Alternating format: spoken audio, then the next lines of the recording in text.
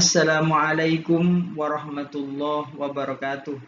Bismillah, walhamdulillah, wassalatu wassalamu ala rasulillah, nabiyina Muhammad ibni Abdillah wa ala alihi wa ashabihi wa mawalah. La hawla wa la quwata illa billah, amma ba'dah. Adik-adik yang saya banggakan, pada pertemuan perdana mata kuliah bahasa Arab ini, saya akan memberikan pengantar untuk mempelajari dan untuk memulai mata kuliah bahasa Arab. Semoga pengantar ini bisa menjadi jembatan untuk memahami terlebih dahulu mengenai bahasa Arab sebagai sebuah alat komunikasi dan juga beberapa tema dasar terkait materi pokok dalam mata kuliah bahasa Arab ini.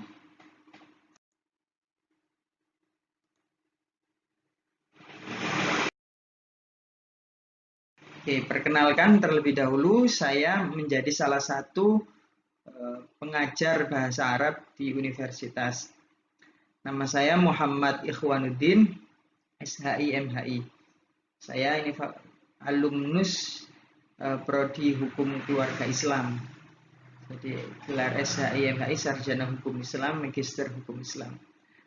Concern keilmuan saya di hukum keluarga. Nomor induk dosen saya NIDN, nomor induk dosen nasional 07 11 09 8602. Saya tinggal di daerah Sidoarjo, tepatnya di Jalan Pasiraya nomor 12 RT 3 RW 1 Wedi Gedakan Sidoarjo. Nah, bagi yang rumahnya sekitar Sidoarjo atau sekitar Gedangan, kalau misalnya lewat, saya persilahkan untuk mampir.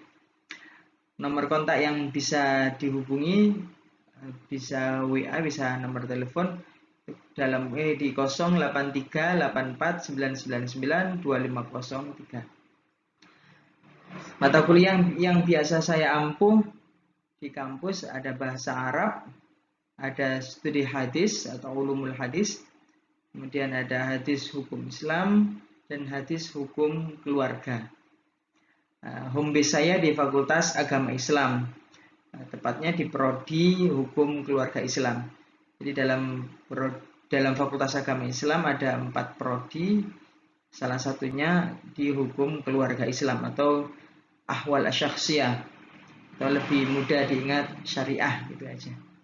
Sejak 2016 saya diamanai untuk menjadi sekretaris program studi hukum keluarga Islam. Itu saja mungkin perkenalan terkait dengan saya. Nanti perkenalan lebih lanjut bisa bertemu tatap muka atau melalui handphone. Pendidikan bahasa Arab dasar di UM Surabaya. Perlu saya ulas kembali bahwa pertemuan dalam pembelajaran bahasa Arab dasar ini, tiap pertemuan paling tidak ada 100 menit.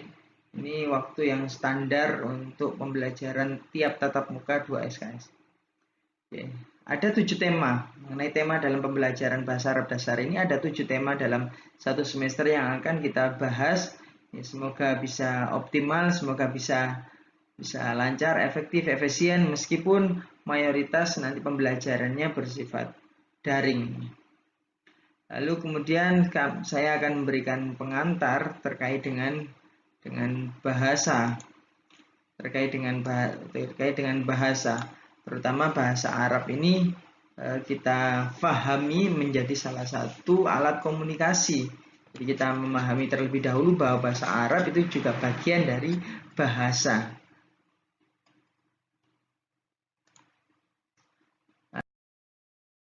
Oke, berikutnya terkait dengan bahasa Arab. Oke, saya akan memberikan sebuah pengantar terkait bahasa Arab sebagai bahasa. Kita tahu bahwa bahasa itu sebagai alat komunikasi. Maka pembelajaran bahasa Arab itu kita pahami terlebih dahulu sebagai bagian dari alat untuk komunikasi. alat untuk menyampaikan dan menerima gagasan, alat untuk menyampaikan informasi dan juga menerima informasi. Itu bahasa Arab sebagai bahasa. Oleh karena itu, karena sebagai bahasa, maka kita mengenal paling tidak ada 4 kompetensi dalam berbahasa, atau sering disebut dengan maharatul lughah, kompetensi berbahasa. Dan ini menjadi salah satu kompetensi-kompetensi yang muncul di bahasa-bahasa yang lain juga. Yang pertama adalah kompetensi mendengar atau al-istima', maharatul istima'. Mendengar itu juga bagian dari kompetensi utama dalam berbahasa. Dalam instrumen tertentu, bahkan ini menjadi salah satu hal yang perlu diuji pertama kali ya.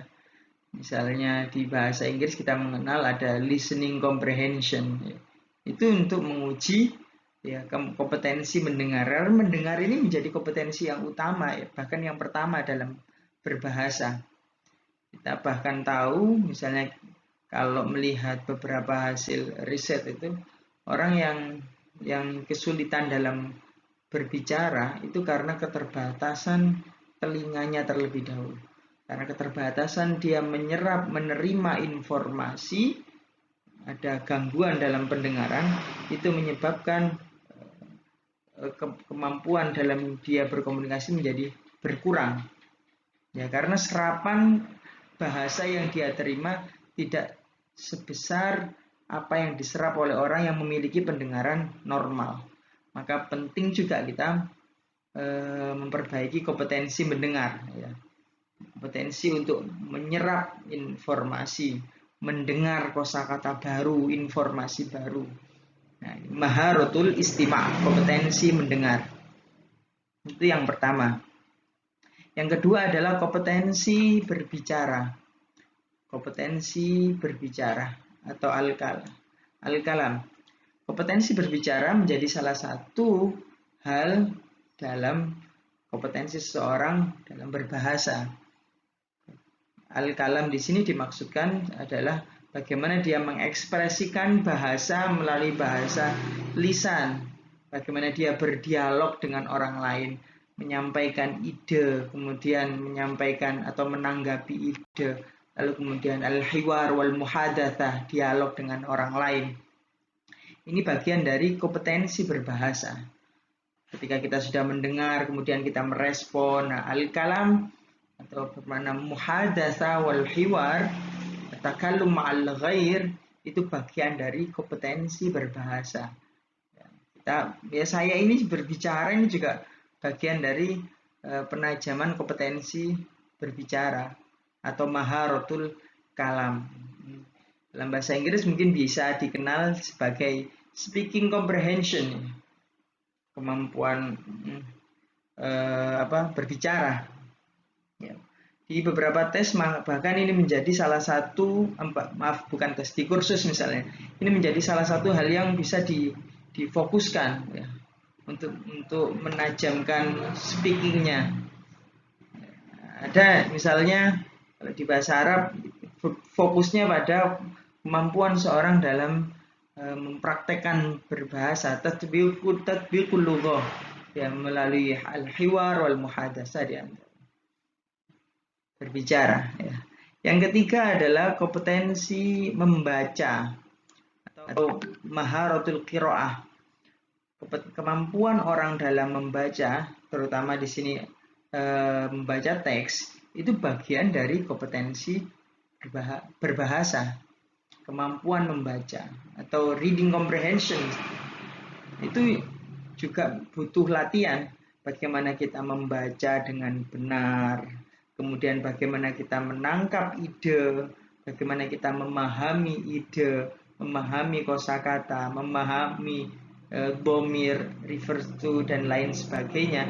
Membaca teks bahasa Arab, minimal iso moco ya, bisa membaca, itu juga bagian dari kompetensi berbahasa. Apalagi bahasa Arab tidak menggunakan huruf alfabet, tapi menggunakan huruf hijaiyah. Maka kemampuan seorang dalam membaca teks Ya, itu bagian dari kompetensi berbahasa.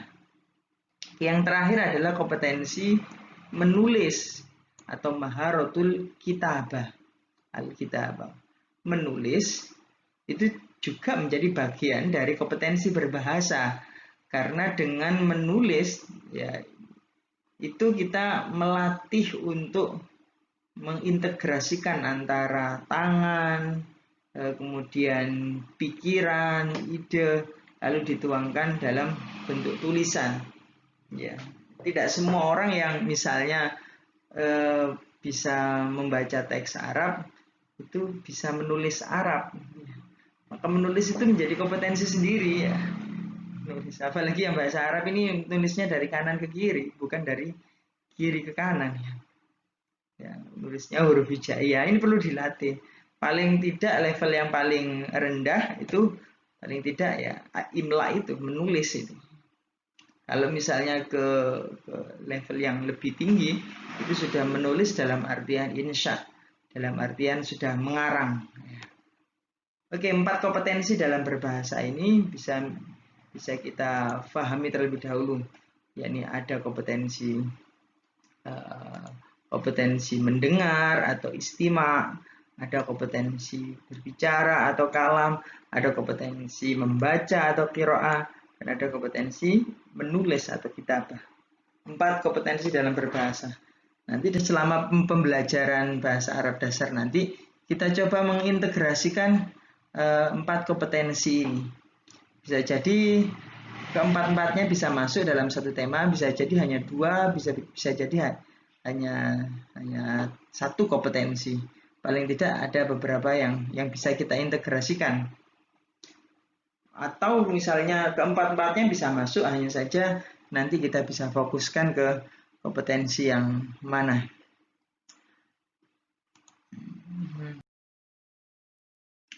Terakhir, ini slide terakhir.